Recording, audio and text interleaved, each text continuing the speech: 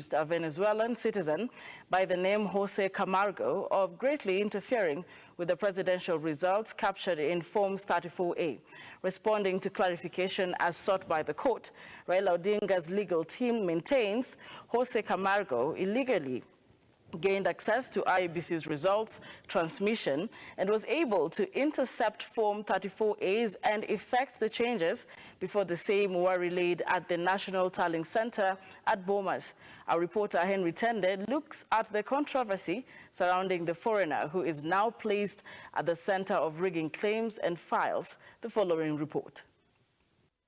After the IEBC and President-elect William Ruto legal team argued their case discrediting submissions of Raila Odinga lawyers as lacking substantive evidence, Raila Odinga lawyers responded with what they say is sufficient evidence to show that the August 9th elections were marred with massive irregularities.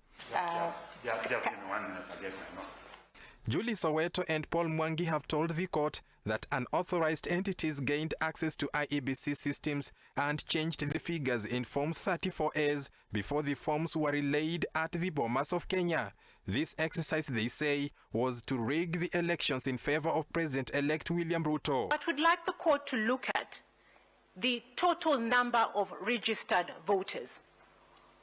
A close scrutiny of the form shows that the number was probably 455, and the 5 is actually similar to the figures written in the votes cast. But somebody or somehow that figure has been changed to make it look like 488. We get a lot of images as original as they are, as colored as they are in the hundreds on an everyday basis. And I do not think there is any justification why an image taken on a JPEG on a Kimskit cannot appear in the same format throughout the electoral process. Jose Camargo, a Venezuelan who was the subject of back-and-forth blames and counter-blames between IEBC and DCI officers after he was arrested for being in the country illegally, has been accused of interfering with the tally of presidential results. We were told by my colleague, Mr. Gumbo, there were no foreigners in this election. We were told the foreigners left before the 8th of August. We were told they did not even have access to maintain the server.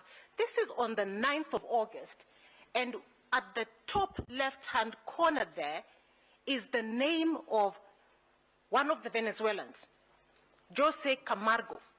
This is the person who decided the president-elect of the country. It is on the IEBC portal. It is live. How did that come there?